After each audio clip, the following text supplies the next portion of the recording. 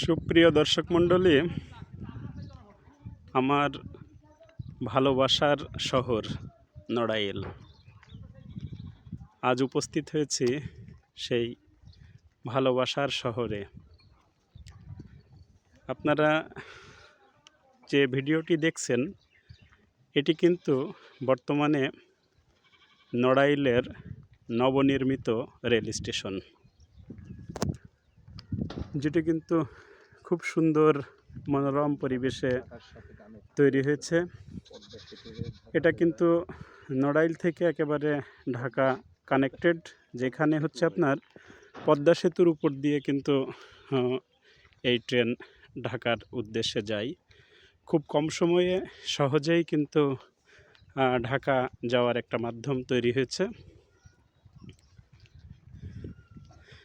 আজ উপস্থিত হইলাম সেই নড়াইলের নবনির্মিত রেল স্টেশনে। এখানে কিন্তু আজকে আমার সঙ্গে আমার প্রাণের শ্রদ্ধেয় সম্মানিত বড় ভাই শাহিদুজ্জামান খোকন উনি উপস্থিত আছেন। আজকে ওনার অনুভূতিটা একটু শেয়ার করি, যেহেতু আমি তো অনেকবারই এসেছি, তো ওনার আসলে কেমন লাগছে। ভাই, নড়াইল যেহেতু আমার শ্বশুরবাড়ির এলাকা, তার মানে আমার তো ভালোবাসার শহর এটা, তো আপনার কাছে এই শহর কেমন লাগছে? বাংলার অপরূপ প্রকৃতি সব সময় সব দেশের লোককেই মুগ্ধ করে। মনোমুগ্ধকর এই রেল স্টেশনটি না দেখলে এটা জীবনের জন্যে একটা মিস হয়ে থাকবে।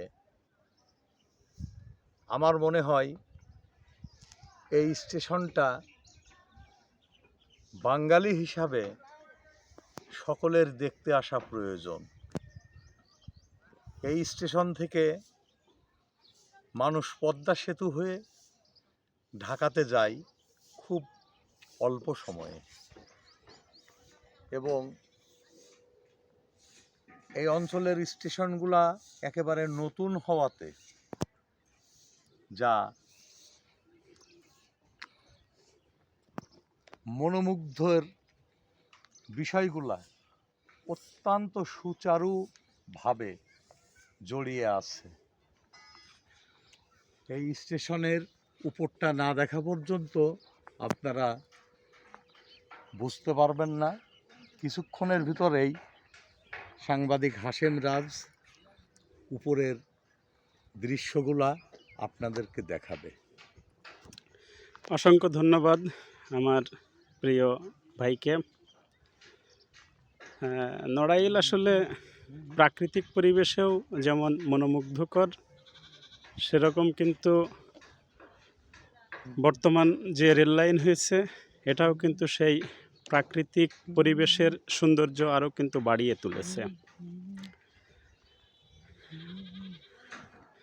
হয়তো আপনারা বলতে পারেন যে আমার শ্বশুরবাড়ির এলাকা বলে এত প্রশংসা করছি। না, আসলে শ্বশুরবাড়ির এলাকাকে সবাই প্রশংসার চোখেই দেখে, তবে তারপরেও কিন্তু শ্বশুরবাড়ি বলে না, নড়াইল একটি সুন্দর জায়গা। এই যে আমার নিচের যে অংশগুলো দেখছেন, এটা কিন্তু প্রাকৃতিক পরিবেশ, মানে যেটা কিন্তু বিস্তর মাঠ, যেটা কিন্তু পাহাড়ি অঞ্চলের মতো এক প্রকার সমৃদ্ধি পেতে যাচ্ছে আর কি। নিচের থেকে কিন্তু মনে হচ্ছে যে এটা চট্টগ্রামের কোনো এক পাহাড়, কিন্তু হয়তো পাহাড় না, তবে সৌন্দর্য বৃদ্ধি করছে কিন্তু এরকমই। এই হচ্ছে নড়াইল স্টেশনের বাইরের অংশ। এরপরে আমরা ভিতরের অংশটি আরেকটি ভিডিওতে আপনাদেরকে দেখাবো। আপনারা পরবর্তী ভিডিওটি দেখবেন, ওখানে নড়াইলের ভিতরের অংশগুলো দেখানো হবে।